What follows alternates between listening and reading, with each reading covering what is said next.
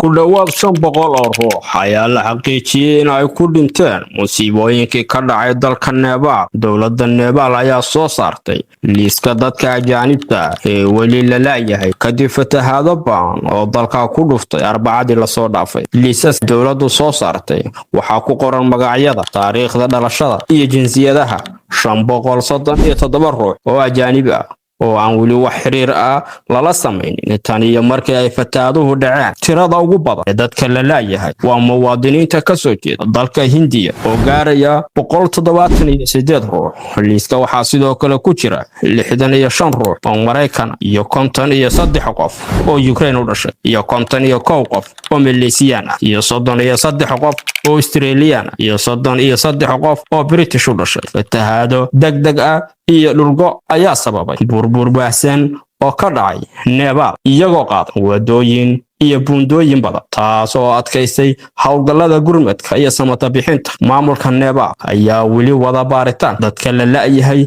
Ciidanka iyo diyaaradaha qumaadka u kaca ayaa loo adeegsanayaa samata bixinta dadka ku xaniban meelaha ay weli musiibadu saamaysay. Xogta rasmiga ah ee Neebal waxa ay sheegaysaa in tirada ajaanibta ee weli la laayahay ay isbedelayso iyadoo hawlgallada raadinta iyo xaqiijintu ay socdaan. Booliska Neebal ayaa sheegay in 9 subaxnimo waqtiga maxalliga ee Jimcaha maanta in la xaqiijiyay 475 qof in ay ku dhinteen daadadkii dhoobada watay. Arbacadii ku dhuftay dalkaas in ka badan 550 qof ayaa la laayahay kadib 48 saacadood oo ay daadadkaasi ku dhufteen dalkaas. Tiradaas oo la filayo in ay ka badan karto intaas. Saynisyahanadu waxa ay sheegeen in ay sababtu tahay barafka weyn ee fariista inuu sababay aaska ku dhuftay dalka Neebal. Si kastaba ha ahaatee, hay'adaha sahanka juqraafiga Mareykanka ayaa markii dambe iyagana xaqiijiyay in ay musiibadani sabab u ahayd jabitaanka barafkaas weyn. Halkaanina waa warbaahinta Sarhaya Somali Media.